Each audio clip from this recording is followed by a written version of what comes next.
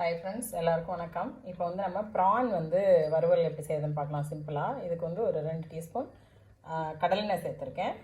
சூடாகிடுச்சு. இது 1 டீஸ்பூன் கிட்ட ஜீரகம் மட்டும் சேர்த்துக்கோங்க. தாளிக்கிறதுக்கு ஜீரகம் எடுத்து வச்சு இப்போ கருவேப்பிலை சேர்த்துக்கோங்க.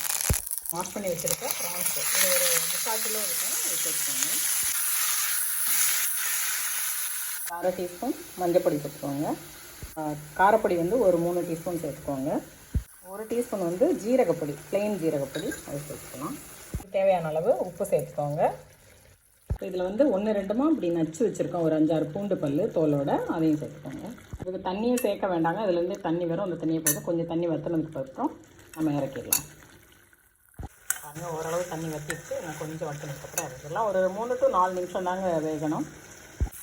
பாருங்கள், நல்லா இறால் வறுவல் ரெடி ஆகிடுச்சு. நல்லா ட்ரை ஆகிடுச்சுங்க. ரொம்ப சிம்பிளாக செய்யக்கூடியது. சாம்பார் ரசத்துக்கு, தயிர் சாதத்துக்கு நல்ல காம்பினேஷன். கண்டிப்பாக எல்லோரும் செஞ்சு பார்த்துட்டு எப்படி இருக்குன்னு கமெண்ட்ஸில் சொல்லுங்கள்.